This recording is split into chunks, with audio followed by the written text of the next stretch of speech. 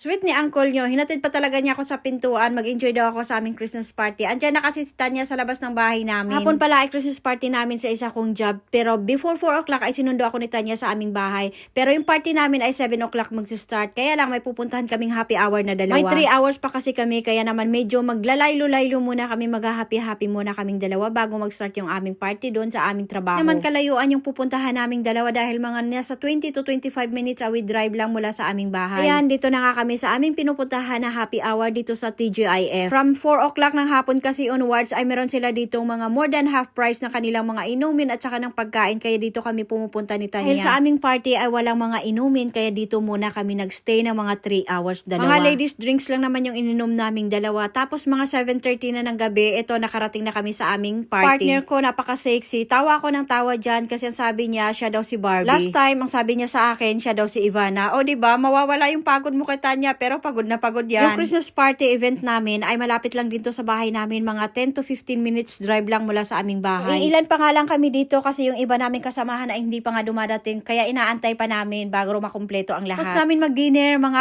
30 minutes lang kami nagpahinga, tapos ito na nga, nag-start na yung mga pag-games ng aming manager. O ayan na yung partner kong si Tanya, unang pag-games ay sumali na kaagad siya, ang lakas ng energy. Ako nga lang yung taga-video sa kanya sa tuwing sasali siya sa mga games. Ito nga yung pangalawang games at nanalo na naman siya. Sa pangatlo, hindi. Tapos sa pang-apat na games ay siya na naman ang nanalo. Hanggang huli, hindi na nga siya pinasali ng mga kasamahan namin dahil siya na lang daw ang nananalo. Yung iba ay hindi. Hindi naman bongga yung aming Christmas party. May dinner lang, tapos may pag-games. Yun lang, simpleng-simple lang talagang party. Tapos ng pag-games, yung iba naming kasamahan ay nag-dance party na, pero kami, hindi kami makarelate dahil hindi nga namin maintindihan yung kanilang music. Fast forward, bago mag-11 ng gabi ay hinatid na ako ni Tanya sa aming bahay. Yun lang, bye!